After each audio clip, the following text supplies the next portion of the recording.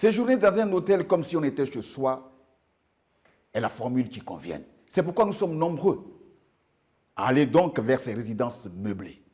Malheureusement, des choses pas catholiques se déroulent au sein de ces résidences. Il y a eu mort d'homme.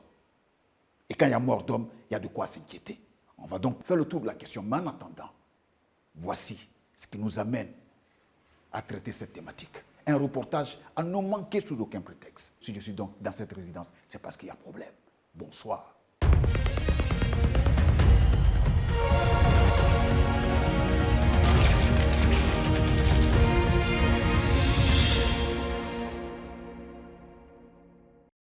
Depuis quelques années, Abidjan, la capitale économique, connaît un essor remarquable des résidences meublées. Ces établissements, qui offrent un hébergement temporaire avec des services de confort, séduisent à la fois les expatriés, les touristes et les Ivoiriens en quête de logements flexibles. Cependant, ce boom de résidences meublées connaît aussi son lot de dérives. Ces établissements se sont transformés en lieux de beuverie, de trafic d'armes, de stupéfiants, en lieu de prostitution, de pédophiles, voire même de meurtres. Comment en sommes-nous arrivés là? La législation ivoirienne couvre-t-elle ce nouveau secteur économique? Comment endiguer ces dérives qui ne cessent de se multiplier dans ces résidences meublées? Le 11 septembre 2024, les Ivoiriens se sont réveillés en émoi. Le corps sans vie d'Emmanuel Ayoou, ou si vous voulez Manu, a été retrouvé dans une résidence meublée aux 2 plateaux, dans la commune de Cocody. Emmanuela avait été entraînée dans un piège mortel, ayant placé sa confiance en un homme qui n'avait d'autre intention que de lui faire du mal. Elle avait disparu après une rencontre, dans une résidence meublée, et son corps avait été retrouvé dans des conditions tout aussi sordides. Donc on s'est rendu à la résidence ici, on a trouvé le gardien. On voulait monter d'abord, il nous a interpellés. Il dit de ne pas monter. On dit pourquoi? On dit à notre soeur qui est ici, quand on est venu matin, maintenant nos 2 soeurs qui étaient là, elles disent mais quand on est venu matin, tu nous as vus, non mais tu ne nous reconnais pas. Il dit non, moi je ne vous reconnais pas, il a commencé à se plaindre, tout et tout. Donc mes soeurs sont descendues. Elles disent à notre soeur en haut, il dit non, le gars même qui est dans la résidence là, nous-mêmes on le cherche parce qu'il a notre clé et puis nous doit de l'argent. Maintenant on dit, ah vu qu'il a votre clé et puis vous l'appelez, il ne répond pas. Nous on a notre soeur à l'intérieur, si vous avez une double clé là, parce que c'est ici qu'on a vu notre soeur pour la dernière fois, donc on suppose qu'elle est à l'intérieur. Donc si vous avez une double clé, venez ouvrir, on va voir si notre soeur n'est pas là-dedans. À Abidjan, des marches de solidarité ont été organisées et des groupes de parole se sont formés. Les sœurs et amies d'Emmanuela, devenues porte-parole de cette lutte, se sont rendues compte que la douleur de perte de leurs proches doit se transformer en force pour changer les mentalités. Il a l'habitude même de venir avec d'autres filles, mais elle est partie sauf. Donc lui, ça l'a étonné pourquoi le gars a fait ça, que lui ne savait pas que le gars était mauvais. Parce que le gars fait 2 semaines ici, chaque fois que le gars passe, même quand il achète la nourriture qu'il n'arrive pas à manger, il vient lui donner. Donc nous, là, on a commencé à douter du gardien. C'est comme ça. Vous êtes monté avec les officiers? On est monté avec les officiers. Ça ouvre poteau. Il y a notre soeur qui est couchée dedans. Il emballe, c'est pas sachet, c'est drap. Il emballait d'un drap. C'est-à-dire ils l'ont poignardé d'abord dans la poitrine. Comment on peut être méchant jusqu'à ce point venir piquer quelqu'un au milieu de son cœur? C'est quel courage mais tu as pour faire ça là? Poignarder dans son cœur. Normalement, une résidence doit faire ménage chaque jour, mais ils n'ont pas fait ménage. On ne sait pas pourquoi. On est resté pendant 5 jours dans la résidence. Son corps est resté pendant 5 jours. L'agresseur de Manu, qui répond aux initiales de KKJFJ, a été interpellé par la police nationale quelques jours seulement après son forfait. Pourquoi a-t-il mis fin à la vie de Manu? Cet étudiant de 21 ans a expliqué à la police que sa victime lui aurait volé la somme de 500 000 francs et cela a suffi pour qu'il lui ôte la vie le 7 septembre 2024 avant de s'enfuir. Ce sera sa parole contre celle de Manu qui n'est plus du monde des vivants pour se défendre.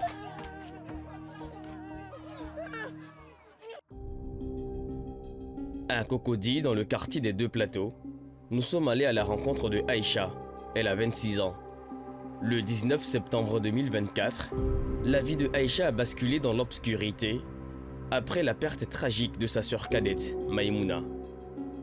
Séduit par les charmes et les promesses de son petit ami, Maïmouna a rapidement plongé dans une relation amoureuse. Son petit ami a affirmé qu'il vivait dans une maison confortable à Abidjan, mais la réalité était bien plus sombre. Il louait une chambre-salon dans une résidence meublée.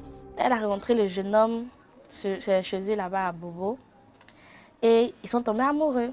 Et le jeune homme l'a envoyé chez lui à la maison. Il a dit que c'est chez lui à la maison alors que c'était une résidence qu'il louait pour 2-3 mois. Il avait l'habitude de faire ça. Donc elle a eu l'habitude aussi d'aller chez lui tout le temps dans la résidence en question. Pendant 1 mois, elle quitte la maison. Elle va faire 1 mois avec lui, 2 mois, tout ça. Jusqu'au jour où on n'a plus de ses nouvelles. Elle a complètement disparu. On l'appelle, son numéro passe pas, tout ça. Donc un jour, on a reçu un appel du pays, une de nos tontines là-bas au pays, qu'elle a reçu une vidéo de notre soeur qui était décédée, morte, couchée sur un lit là-bas, avec le sang dans le nez, dans la bouche, tout ça, tout ça.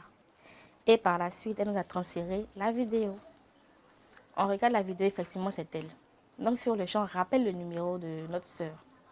Et le jeune décroche. On dit, mais qu'est-ce qui s'est passé? Tu envoies une vidéo comme ça.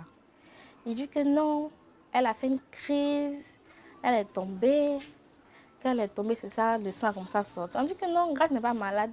Elle va faire une crise comment? Ici, elle n'a jamais fait de crise à la maison. C'est chez toi, elle va aller faire crise. Que bon, pas de problème, il faut nous envoyer le corps, mais dis-nous où tu es, on va te retrouver. Un soir, après plusieurs mois de relation avec son petit ami, Maïmouna a été retrouvée morte dans une résidence meublée.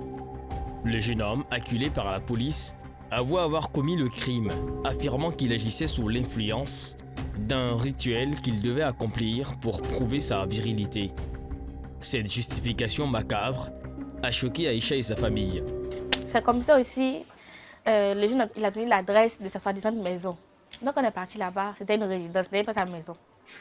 On a vu le propriétaire, on a demandé d'avoir les caméras de surveillance. Il dit là-bas, il n'y a pas de caméra de surveillance, ok, ici là, c'est chacun pour soi. Il veut son argent seulement, c'est tout. Donc, c'est comme ça qu'on est entré dans la chambre là-bas, on dit on essaie de voir quelque chose qui peut nous indiquer aussi. On est rentré tout le temps derrière nettoyer, on n'a rien trouvé, on n'a rien vu. Donc là, on ne sait pas ce qu'on va faire maintenant. On est bien ces points liés, la police dit qu'on n'a pas plus de preuves. Donc, qu'est-ce qu'ils ont fait? Ils ont libéré le jeune. Le jeune aussi, comme il voit qu'on l'a libéré, il s'est dit que quoi, il a du pouvoir maintenant, il nous injure, qu'il ne faut pas l'emmerder, tout ça, tout ça. Donc, tout ce qu'on peut faire, c'est de prendre le corps de notre soeur et de l'enterrer. Dans tout le quartier, l'histoire de Maïmouna a soulevé des questions inquiétantes sur la sécurité et la moralité des espaces qui devraient pourtant être des refuges. Moi, elle et moi, on était proches. Donc, quand j'ai appris la nouvelle, vraiment, j'étais dévastée. Et puis, quand j'ai vu la vidéo, même, ça m'a anéanti, j'ai pleuré. Vous savez, nous, les Africains, on exagère dans tout, mais ça m'a cassé, quoi. Je n'ai pas pu supporter, mais fait une dépression. La famille aussi, c'est pareil. Donc, voilà. Enfin, comment c'est arrivé. Donc, Elle est décédée, ça fait combien de temps aujourd'hui? Ça va faire 2 semaines. 2 semaines. Donc, pendant ces 2 semaines-là, on a essayé de trouver les preuves qui peuvent inculper le jeune, mais ce n'est pas des preuves solides. Donc, la loi, c'est la loi, donc voilà. Les résidences meublées, en raison de leur nature temporaire et souvent anonyme, deviennent des lieux propices à des comportements répréhensibles. Des femmes, notamment, rapportent des expériences traumatisantes, mettant en lumière la vulnérabilité de certaines catégories de la population.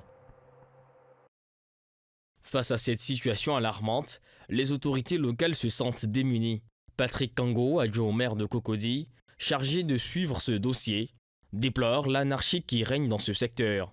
Les opérateurs véreux profitent de la fébrilité de la réglementation pour commettre toutes sortes d'abus. Ce que nous essayons de faire avec nos services, c'est de la sensibilisation d'abord, parce que c'est important. Il faut que les propriétaires soient transparents, parce que malheureusement, quelquefois, les propriétaires sont complices de ces personnes-là qui font des résidences meublées. Je veux dire que toutes les maisons, à la base, ne sont pas construites. Quand le propriétaire construit, il ne dit pas à la base, il va faire des résidences meublées. Mais par derrière, certains le font et ils ne déclarent pas. Et il faut dire que les citoyens lambda aussi prennent des appartements, des maisons en location et par derrière, ils font des résidences meublées aussi à l'insu des propriétaires, malheureusement, qui eux aussi, certains propriétaires qui eux aussi n'ont pas l'information. Donc ce que nous devons faire et ce que nous sommes en train de faire, c'est le volet sensibilisation. Sensibilisation, comme je vous l'ai dit au départ, elle est déclarative.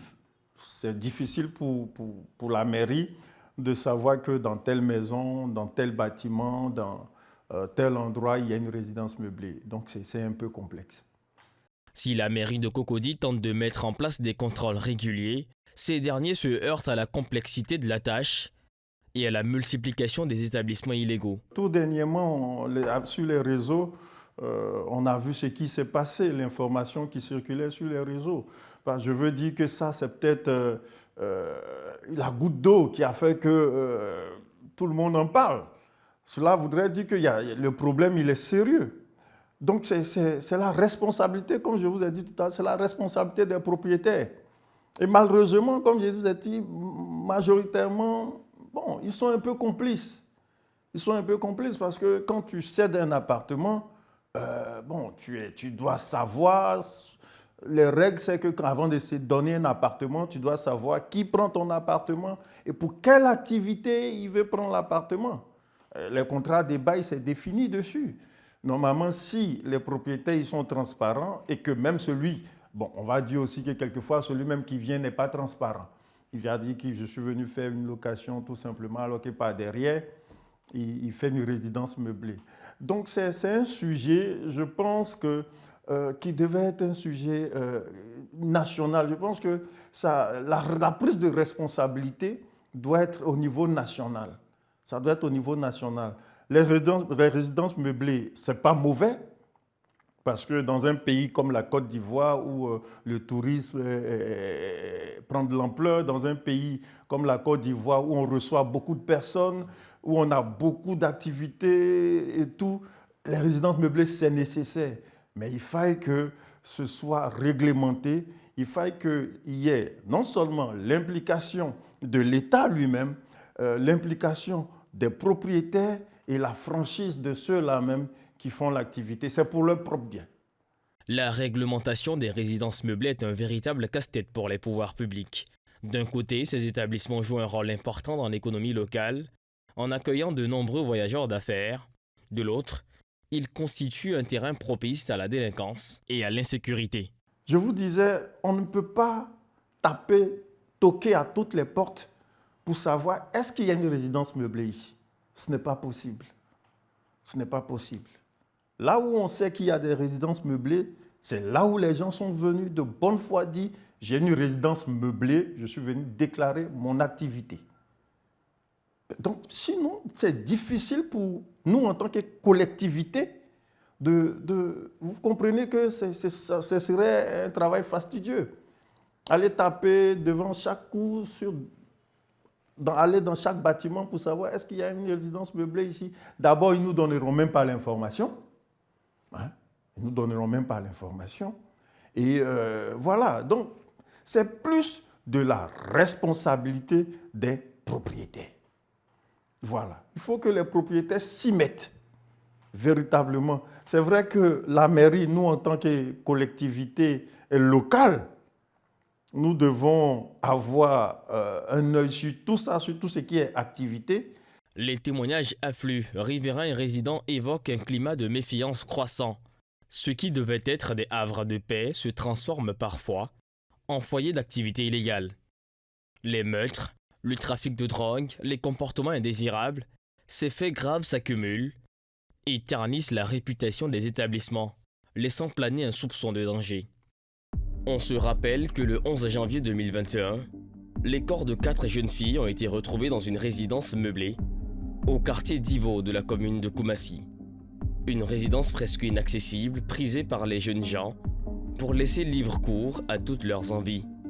De l'alcool, de la drogue, des rapports sexuels en groupe, ni vus ni connus, sauf que ce 11 janvier, ces 4 jeunes filles n'ont pu se remettre de la fête. Une autre affaire, toujours dans une résidence meublée. C'est Sarah Gandon, une ex-influenceuse, bien connue à l'époque sur les réseaux sociaux sous le nom de Champagne d'Afrique.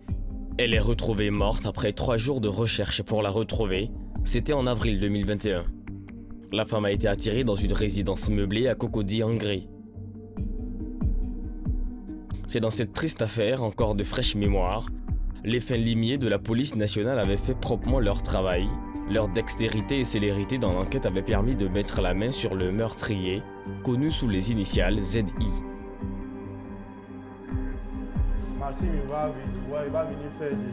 Mamadou, propriétaire de 4 résidences meublées depuis 2021, n'est pas étranger à ces dérives. Dans son quartier à Koumassi, il a vu sa clientèle se diversifier, attirée par des prix compétitifs et la promesse d'un hébergement de qualité. Mais ce succès s'est vite accompagné de problèmes. Bon, nous, les résidences meublées, actuellement les résidences meublées aujourd'hui, nous avons un agenda. Aujourd'hui, on travaille avec le commissariat du 5e arrondissement qui est à Port-Boué, si je crois bien. Voilà, nous avons des registres où tu n'as pas 18 ans, tu n'as pas accès aux résidences meublées. Nous prenons la pièce d'identité, nous enregistrons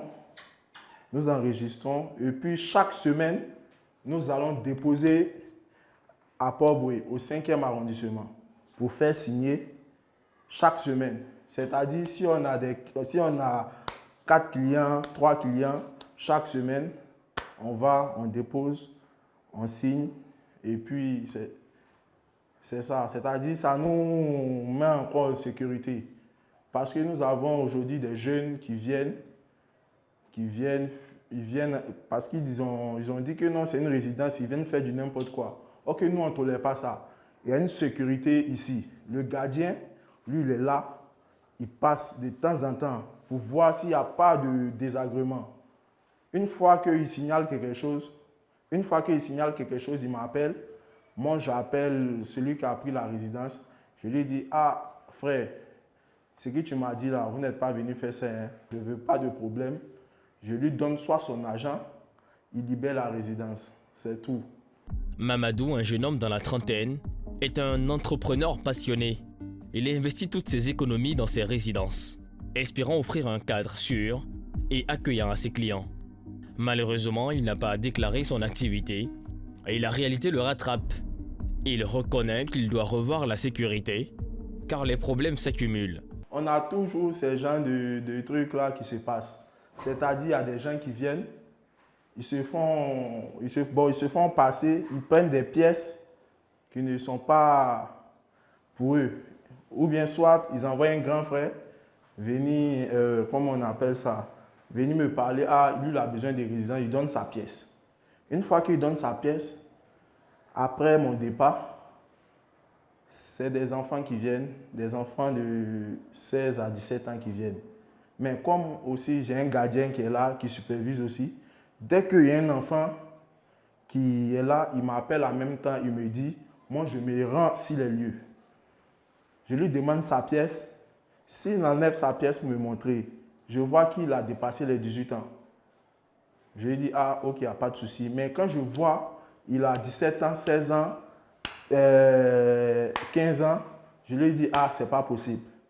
Voilà, j'appelle lui qui a mis son numéro, lui que j'ai pris sa pièce pour enregistrer, je l'appelle, je lui dis, ah, le frère, c'est pas ce qu'on s'est dit, hein.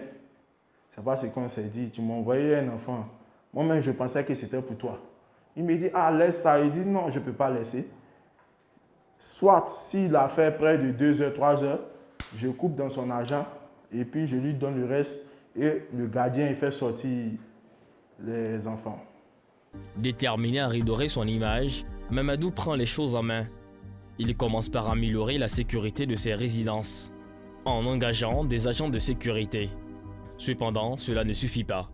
Il réalise qu'il doit également s'impliquer davantage dans la vie de sa communauté. Dans l'année ou bien dans chaque 5 ans, ça peut arriver une fois ou bien 2 fois. Voilà, c'est le nom des résidences meublées qui sont un peu gâtées. Sinon, même dans les hôtels aussi, on voit tout ça. Voilà, donc moi je lance un appel voilà, à mes frères et sœurs qui ont des résidences meublées. Ils ont qu'à se baser beaucoup sur la sécurité. Voilà, la sécurité des personnes aussi, c'est important. C'est ce que vous faites? Voilà, c'est ce que moi je fais. Moi, je me base sur la sécurité des personnes. C'est-à-dire, j'ai un gardien même qui est en bas, qui regarde les gestes et entrées des clients, tout et tout. Voilà, c'est-à-dire, dès que tu viens, je te présente, ah, voici le gardien. Voilà, c'est le gardien qui est là. Si tu as besoin de quelque chose, tu lui demandes. Tu as besoin de tel, tu lui demandes. Il est là pour ça.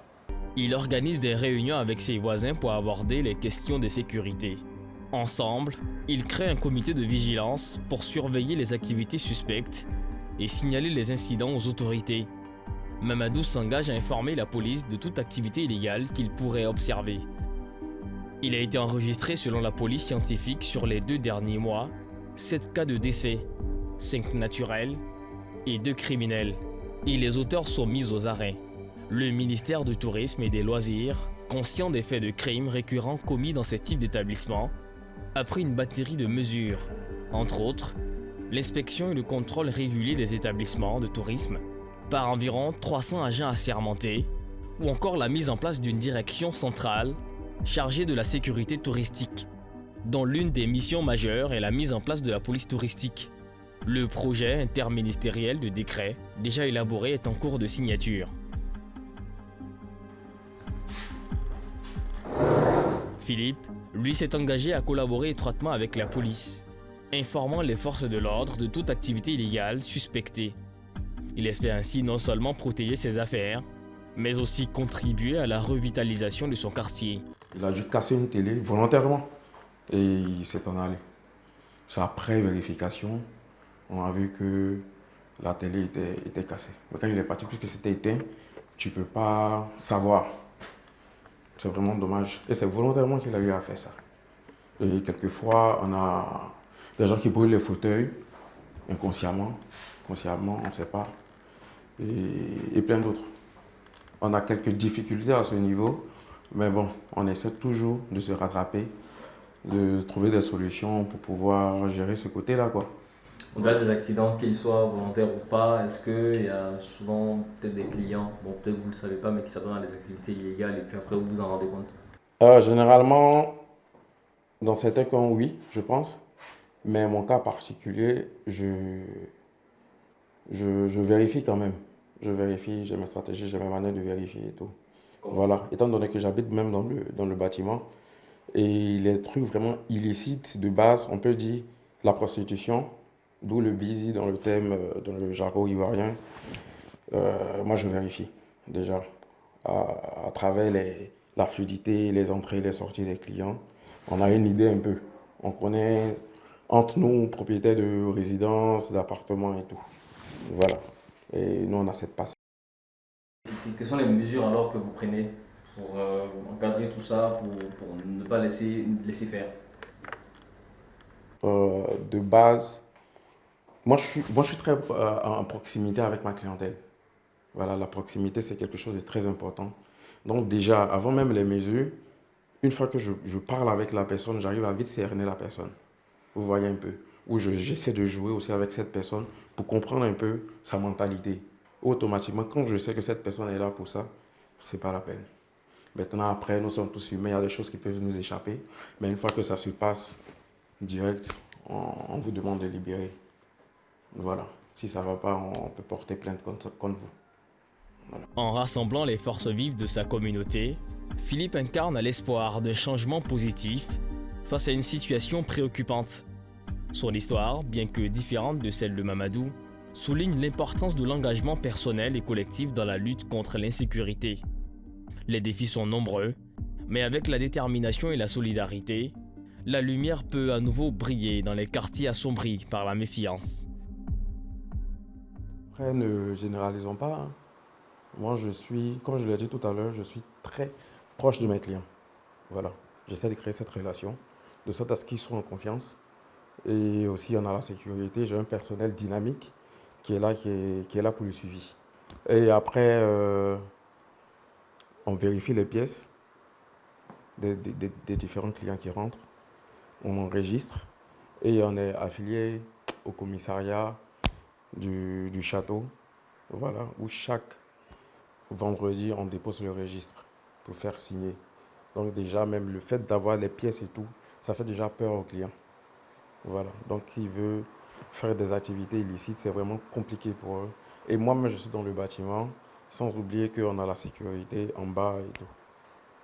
Donc, il ne peut pas se permettre certaines choses. Voilà. On veille au grain, si je peux le dire comme ça, de sorte à ce qu'il n'y ait pas d'incident à notre niveau. Quelquefois, ça peut échapper, je parle de façon générale, mais on essaie de faire le maximum de nous afin d'éviter tout débordement. Voilà, c'est un peu ça. En Côte d'Ivoire, ces derniers événements survenus dans les résidences meublées soulèvent des questions cruciales sur la sécurité des résidents et la moralité au sein des communautés. Les riverains craignent pour la sécurité de leur famille. Les forces de l'ordre, souvent dépassées, peinent à contrôler ces nouvelles dynamiques, laissant les habitants dans l'insécurité croissante. Alors que les résidences meublées à Abidjan continuent de prospérer, il est impératif de considérer les implications sociétales de cette croissance. Une législation devrait encadrer ce secteur, non sans une sécurité autour pour dissuader ceux qui sont de mauvaises intentions. L'identification des demandeurs de résidence devrait également faire partie des priorités des gérants afin d'aider, à leur niveau, à une meilleure sécurisation.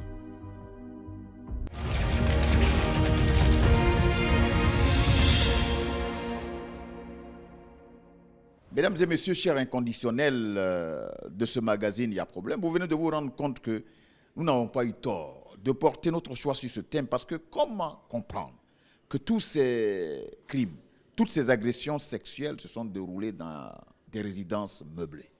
D'où la question. La réglementation des résidences meublées est-elle un véritable casse-tête chinois pour les pouvoirs publics? J'ai ici à ma droite M. Bokabi Yao Georges. Il est inspecteur général au ministère du Tourisme et des Loisirs.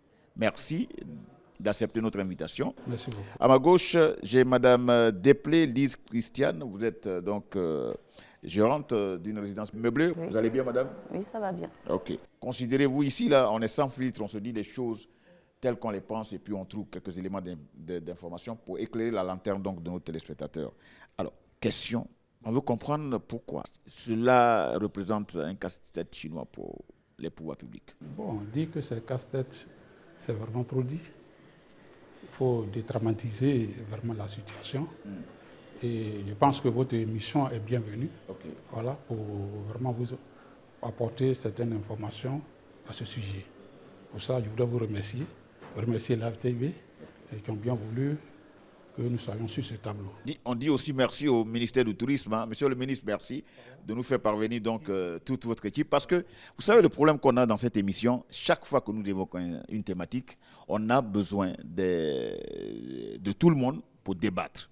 Sauf que beaucoup de personnes refusent de venir débattre, mais ces personnes sont toujours prêtes à se plaindre auprès de notre direction chaque fois qu'elles se sentent écorchées. Vous êtes là? Oui, je suis là. Et je voudrais d'abord remercier encore une fois de plus Monsieur le ministre du Tourisme, M. Sindou Fofana, qui a bien voulu que je participe à ce plateau. Nous sommes heureux de vous avoir alors. Merci. Vous dites qu'il faut dédramatiser. Pourquoi? Nous, on est inquiets. Pour faire une résidence meublée, c'est quoi la démarche à entreprendre? Il faut se référer au code du tourisme. Il faut se référer au code du tourisme. Au code du tourisme, OK. Le code du tourisme, oui. Vous savez, ce secteur est resté longtemps sans des tests majeurs. Mais depuis 2014, le ministère du Tourisme dispose d'un code. Okay. Et pour parler de résidences meublées, chez nous, nous appelons ça les meublés du tourisme, en bon terme. C'est tout comme les établissements d'hébergement. Okay. Parce que c'est un établissement d'hébergement, comme hôtel. Ça peut être les gîtes, ça peut être les campings.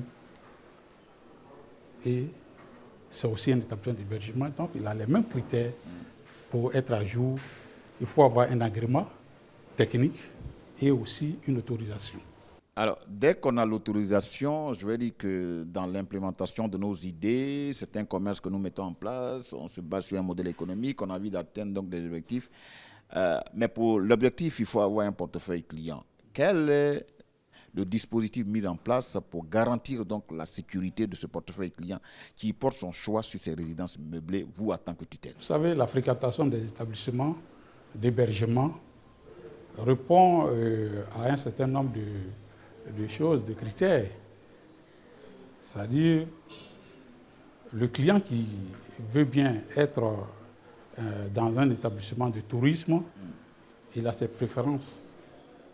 Il peut choisir vraiment les écologes, il peut retrouver en chose en campagne, il peut choisir, il peut aller les tentes, dans les campings, il peut aussi choisir les hôtels, il peut choisir aussi les résidences. Les résidences, parce que à ce niveau, peut-être, il veut se retrouver en famille, avec sa famille, et se retrouver comme s'ils étaient chez eux, parce qu'ils viennent, ils sont en équipe, ils peuvent être en équipe, c'est la famille, seulement peut-être qu'ils changent de cadre, c'est-à-dire de leur point I, et ils sont en famille, ils préparent eux-mêmes. Donc, c'est les établissements d'hébergement. Mais la différence entre les hôtels et les résidences meublées, que nous appelons les meublés du tourisme, c'est au niveau des services. C'est au niveau des services. Au niveau des hôtels, il y a la réception, il y a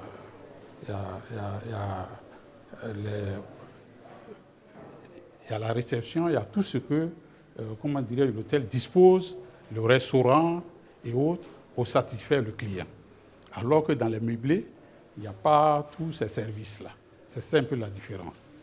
Et vous voyez aujourd'hui, avec vraiment le développement des Airbnb, les réservations dans ce type d'hébergement se font en ligne. Ils viennent donc, et il n'y a même pas d'insigne sur ces établissements-là.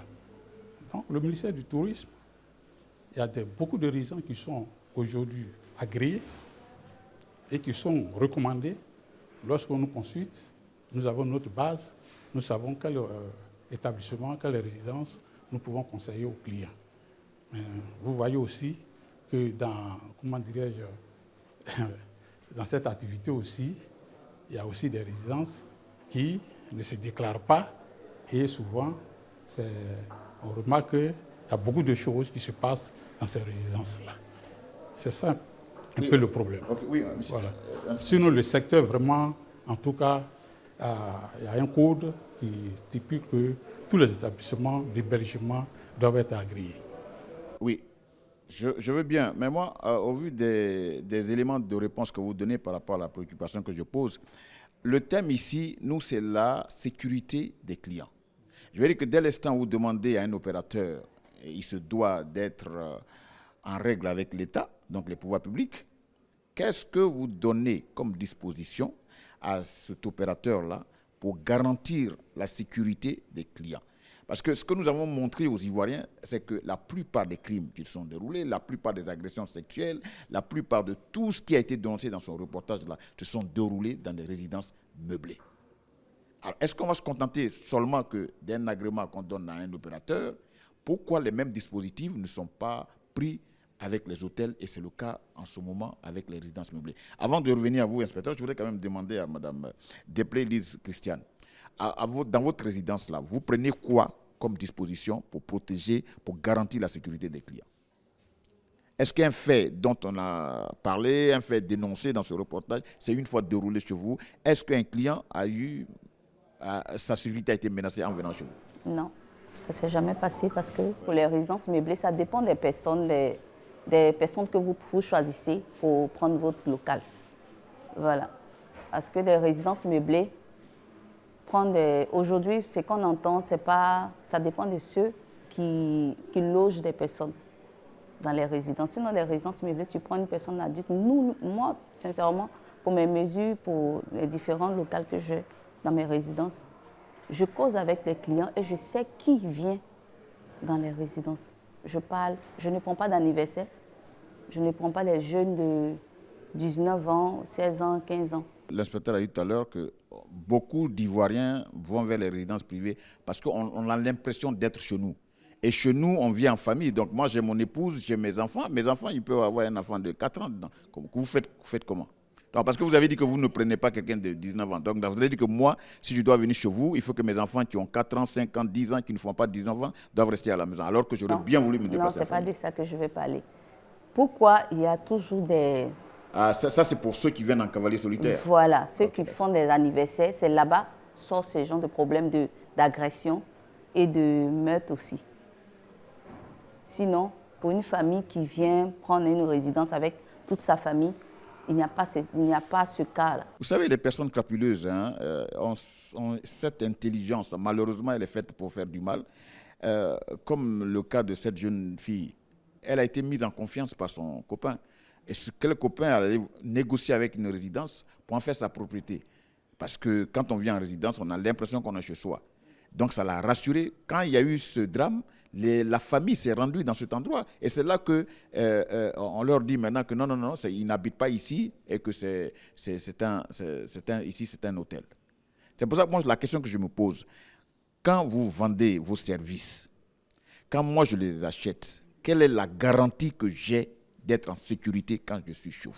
La garantie que vous avez, déjà, on a des caméras à la rentrée de la résidence et on a la sécurité qui est à la rentrée aussi des différentes résidences que nous avons. Et quand le client vient, nous prenons photocopie de sa pièce et nous parlons avec le client pour savoir déjà qu'est-ce qu'il est venu faire dans la résidence, combien de jours, si c'est des longs séjours aussi. Nous sommes toujours en communication avec des clients pour savoir vraiment comment ça se passe. Il y a plusieurs choses qui rentrent en ligne de compte. Voilà, en ligne de compte pour la sécurité du client. Donc ça rassure plus le client et ça le met aussi, s'il avait déjà d'autres idées, peut-être... Bon, enfin, c'est vous qui le dites. Si, c'est vrai. Ok, monsieur l'inspecteur, il y a quelques années, à l'époque, quand on partait dans les hôtels, on nous imposait donc cette façon de remettre nos pièces. Et chaque fois qu'on voulait se plaindre, le réceptionniste disait, monsieur, si vous n'avez pas de pièces, je suis désolé, mais je ne pourrai pas vous faire entrer. Quel que soit le statut social du client. Aujourd'hui, ça ne marche certes pas dans les hôtels, mais dans les résidences, c'est les choses les plus faciles. Moi, j'y suis allé plusieurs fois. Jamais on ne m'a imposé de donner ma pièce. Je dis simplement que c'est moi, laissez-moi rentrer. Je suis venu avec mon enfant, je suis venu avec mon petit-fils, ainsi de suite. Donc ne pensez pas que je suis allé faire n'importe quoi là-bas, pas des choses pas catholiques. Je vous dis simplement que j'ai fréquenté les résidences meublées. Vous aussi, vous les avez fréquentées. Alors arrêtez de me regarder avec cet œil-là, de vous dire quelle vérité. Vous les avez fréquentées, nous tous nous les avons fréquentées. Il y a beaucoup plus de facilité dans les résidences, il n'y a pas trop de rigueur. C'est pour ça qu'on va là-bas. Non seulement c'est moins cher, mais on a l'impression d'être chez nous. Et malheureusement, il y a des gens qui viennent avec d'autres esprits. Non, nous, on impose, sincèrement. Mais madame, vous ne pouvez pas avoir la science infuse. Vous n'êtes pas Dieu pour savoir que la personne qui vient avec sa copine-là n'a pas une idée derrière. Moi, ce que j'ai envie de savoir, je vais dire que la jeune dame qu'on amène à l'hôtel, à cette résidence pour rester quelques jours. Je fixe plus sur l'âge parce que quand on a envie de les voir, ce n'est pas des personnes qui sont matures. Il y a des gens qui sont vieux et qui sont bêtes. Hein? Oui, mais vraiment, nous, on prend toutes les mesures de sécurité, en tout cas pour nos clients. Moi, ça fait déjà, si je peux voir même, ça me fait déjà 13 ans que je suis là-dedans. 13 ans? Oui.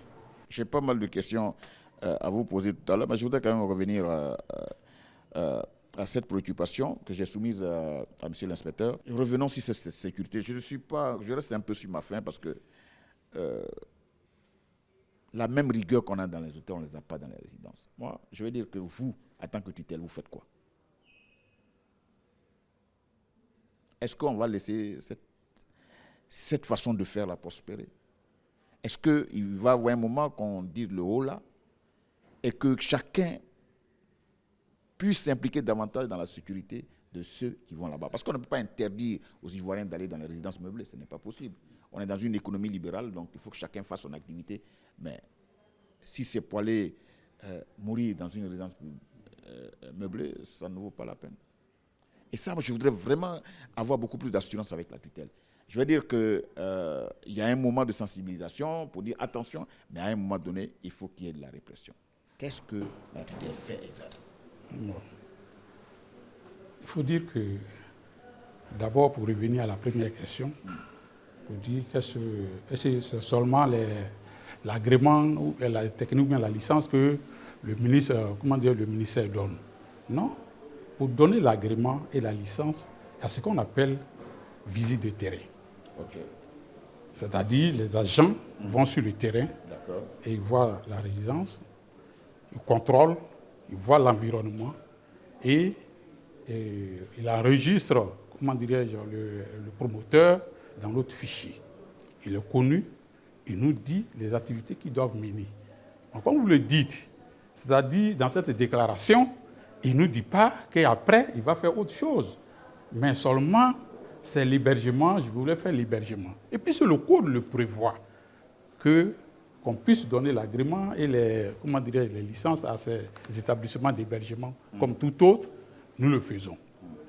Mais aujourd'hui, nous avons constaté qu'effectivement, comme vous le dites, il y a eu beaucoup de crimes. Bon, nous avons... Non, c'est pas moi qui le dis. Vous avez constaté. Nous avons constaté. Autant que moi. Et c'est toute la Côte d'Ivoire qui l'a constaté. Mais j'ai dit que quand nous faisons les statistiques, vous voyez souvent, quand il y a des décès dans les résidences, on peut toujours... Ce n'est pas souvent des crimes forcément. Il y a des décès naturels. Il y a aussi des cas de crimes, malheureusement.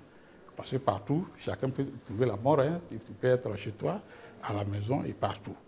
Mais le problème aujourd'hui, c'est-à-dire le ministère saisi de cette situation, a donc mis vraiment en place une batterie de mesures, en tout cas pour freiner vraiment l'événement. C'est le contrôle. Et le contrôle à travers les agents assermentés. Vous savez, le ministère du Tourisme a assermenté près de 300 agents. Et leur rôle, c'est de descendre aujourd'hui, d'abord pour traquer tout, ces résidences-là. Parce que la plupart des résidences ne sont pas vraiment, se font pas enregistrer au ministère du Tourisme. Ils sont dans l'informel. Je me demande si la propriétaire ici présente, si... Est-ce que vous êtes déclaré? Oui, je suis déclaré. C'est quelle résidence? C'est DS, résidence DS. Résidence DS. Oui. Vous avez respecté tout le mécanisme, vous êtes en règle, vous vous laissez contrôler parfois. Vous savez, après l'émission, l'inspecteur, il va contrôler. Hein? Oui, il peut contrôler parce que... Vous êtes sûr de ce que vous dites? Hein? Oui, mes résidences sont légalisées. J'ai légalisé mes résidences. Même, on a même créé un groupe même où on sensibilise aussi d'autres personnes pour légaliser les résidences parce que c'est aussi, il faut prendre des mesures de sécurité et de la protection aussi de ce que nous faisons. On continue. Je vous donne l'occasion de pouvoir vérifier tout ça. Oui. Donc à ce niveau, nous disons que le ministère du Tourisme a mis en place une direction centrale de sécurité touristique. Et cette direction vraiment œuvre à ce que vraiment tout se passe bien dans ces établissements du tourisme. Et la direction de la sécurité touristique est aujourd'hui en train de mettre en place la police touristique. Le problème, c'est ça. Il fallait une police touristique pour faire le jour et de nuit, le travail, les choses. Parce que les résidences, c'est fermé dans la journée. C'est fermé. Et puis, il n'y a même pas d'insigne. Il faut aussi la collaboration des voisins, des riverains, pour dire qu'il y a quelque chose qui se passe quelque part ici, pour que l'inspection puisse descendre. Sinon, il n'y a pas d'indication, il n'y a pas d'insigne. C'est vraiment difficile, vraiment pour nous, vraiment d'identifier comme ça. Mais avec vraiment la police, nous travaillons, nous avons une très bonne collaboration. Vous savez que la police a mis en place actuellement le Aura, cette forme digitale qui a permis vraiment, à travers la CAN, de démasquer véritablement les délinquants, les petits voleurs et tous ceux qui pourraient vraiment nuire vraiment à la vie paisible des clients. Est-ce que vous avez une idée de l'augmentation donc des activités illégales qui sont déroulées dans les résidences? Aujourd'hui, si on devait donner en termes de pourcentage, on peut se situer à quel taux? Au niveau de tout ce qui se passe en mal dans ces résidences meublées? Bon, nous avons recensé, il y a les cas de crime, ça c'est reconnu, il y a les cas de prostitution, il y a aussi des cas de, comment dirais-je, de prostitution et puis de crime, puis de drogue. Voilà, Ce sont ces genres d'activités qui sont menées là-bas. Malheureusement, parce que la résidence meublée, c'est pour héberger, c'est un établissement de tourisme, ce n'est pas pour cette activité que ces résidences sont conçues. Donc, ils dévient, il faut autre chose. Ils ne viennent pas se déclarer, ils n'ont pas l'agrément, ils évoluent. À travers le système Airbnb aujourd'hui qui existe, les clients prennent directement vraiment une chose. Mais le ministère a déjà pensé et le ministre du Tourisme a pris une mesure. La mesure, c'est de prendre maintenant un arrêté spécial pour ces résidences. Parce qu'ils étaient tous parmi les établissements d'hébergement. Mais puisqu'il y a problème, donc nous voyons maintenant le code et à travers le code, nous allons faire des décrets d'application pour ces établissements de façon spécifique. De sorte que même pour pouvoir vraiment accéder, peut-être même à ces résidences, il faut trouver vraiment des moyens, peut-être de passer peut-être à travers avec le ministère du Tourisme, de telle sorte qu'on saura quels sont ceux qui sont et qui seront dans ces choses. Les numéros verts, le ministre en a parlé et nous sommes en train de mettre en place ces numéros verts pour permettre à tout le monde de faire tous les signalements autour de ces résidences, à travers, autour et à l'intérieur. C'est la preuve que les voyants ne sont plus au vert, les voyants sont complètement au rouge si on prend de telles dispositions. Moi, je voudrais juste savoir quelle est la collaboration que vous entretenez avec la police, même les riverains, les associations de quartier, tout ça, pour dénoncer les dérives qui se déroulent donc dans ces résidences meublées. Nous travaillons vraiment en bonne intelligence avec la police. Vous voyez qu'avant la mise en place du système Aura digital, aujourd'hui qui se trouve dans les établissements de tourisme, la police a travaillé avec l'inspection générale.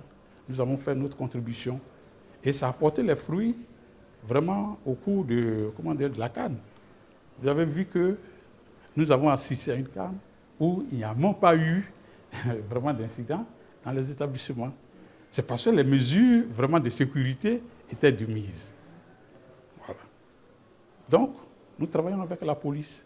Nous avons les données.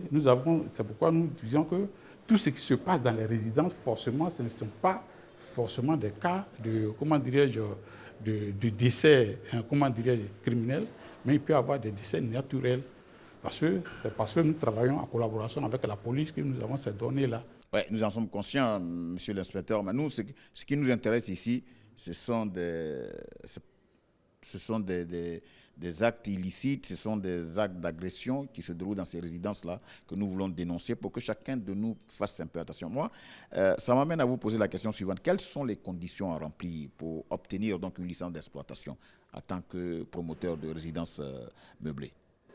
Bon, c'est ce que je disais tantôt. Je dis que les conditions à remplir répondaient à aux conditions de tous les établissements. Hôtels, tout ce qui est établissement d'hébergement avait les mêmes conditions. Ils avaient les mêmes conditions. C'est-à-dire avoir, être propriétaire vraiment d'un terrain, avoir, déclaré son investissement, aussi le nombre au niveau d'agrément, l'hôtel va comporter combien de chambres, et voir aussi, le personnel qui sera employé. Est-ce que ce personnel est qualifié à faire le travail? Donc, il y avait une liste totale de près de 14 éléments. Mais les opérateurs se plaignaient pour dire qu'ils sont vraiment... Il faut rendre plus souple. Mais le ministre du Tourisme a rendu ça plus souple. De sorte qu'aujourd'hui, on a organisé une audience foraine à permettre aux opérateurs de venir vraiment s'inscrire. Et ça nous permet aujourd'hui d'identifier tous ces établissements-là. Donc, comment vous garantissez le respect donc, de ces dispositions que vous mettez en place là, par les opérateurs, les promoteurs de ces résidences meublées? C'est le respect des normes de propriété, les normes d'hygiène et les normes de sécurité. C'est au vu de ces normes-là que nous délivrons. Comme je le disais tout à l'heure, il faut avoir au moins des caméras de surveillance, un minimum de moyens de sécurité dans un établissement. Oui, mais je vais dire que c'est dans des résidences bien précises que ces actes-là se sont déroulés. Au sein de votre coopération, quelle est la démarche que vous entreprenez d'abord vis-à-vis de la famille éplorée, mais surtout vis-à-vis de vos collègues? Parce qu'on les connaît, ils sont identifiés. Ceux qui, où ça s'est déroulé, la presse en a parlé. Est-ce que vous partez là-bas pour parler avec eux? Parce que ces résidences-là, la question que je vous pose aussi, elle est adressée à monsieur l'inspecteur. C'est quand on sait que c'est ici, ça s'est déroulé, qu'est-ce qu'on fait après? On arrête là, on fait arrêter les activités dans cette résidence? Oui, on fait arrêter les activités. Pour ce qui s'est passé au dernier meurtre, là, la résidence continue de fonctionner. Vous avez arrêté les activités là? D'abord, au niveau des choses, il y a une sanction, la sanction provisoire, parce qu'il y a les enquêtes qui sont en cours. Donc, on a déjà pris ces mesures par rapport à des sanctions provisoires et voir en sorte. C'est pourquoi je disais qu'il faut les nouvelles mesures qui sont en train d'être prises vont nous permettre... On peut avoir un aperçu de ces nouvelles mesures, monsieur l'inspecteur? Les conditions même d'octroi de licence et d'agrément. Un peu corsé, de sorte qu'on ne peut pas avoir la prolifération. Vous savez que les agents de voyage, il y a eu ce problème-là au niveau des agents de voyage. Le ministre a pris la décision aujourd'hui. Et on ne peut pas ouvrir une agence de voyage comme ça.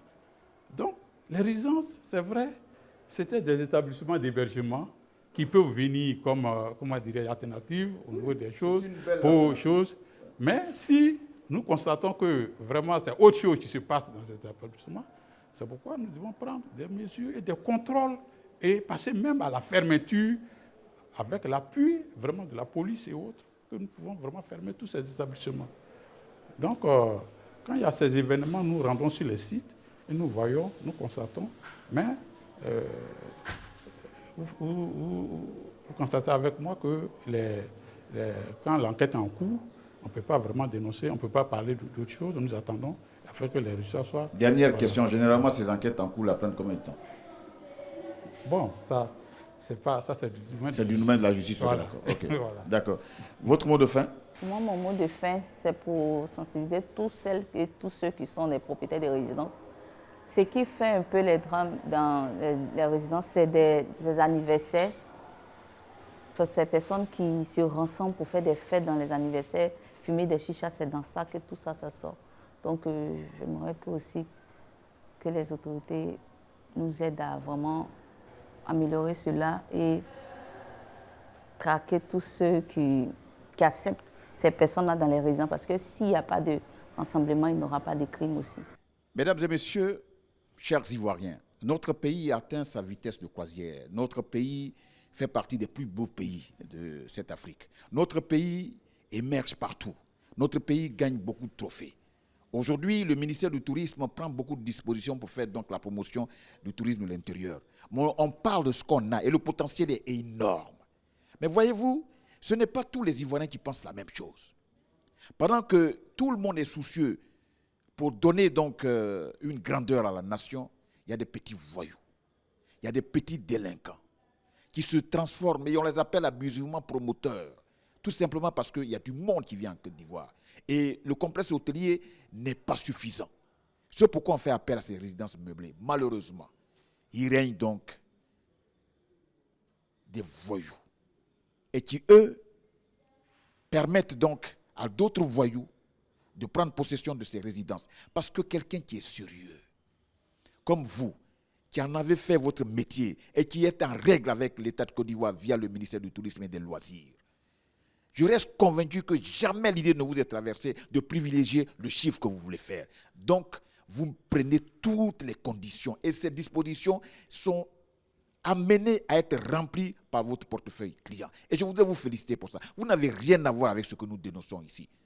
Vous êtes certes dans le même panier, mais vous n'avez pas la même perception des services donnés dans les résidences meublées. Bravo à vous. Continuez comme ça. Et si vous avez la possibilité de dénoncer toutes ces personnes qui acceptent, qui cautionnent donc des activités illicites au sein de ces résidences meublées parce qu'elles ne pensent qu'à leur chiffre d'affaires, n'hésitez surtout pas à les dénoncer. Appelez l'AFC Télé sans filtre qui a décidé de faire donc un combat citoyen. Nous menons des émissions d'utilité publique parce que nous estimons que nous avons un rôle à jouer. Ce pays est le nôtre et nous voulons faire partie des fiers artisans de sa grandeur.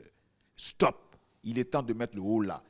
Dès qu'il y a mort d'homme dans une activité, il faut que chacun regarde dans le rétroviseur et qu'il se pose les questions réelles, car nous sommes tous responsables. Parents,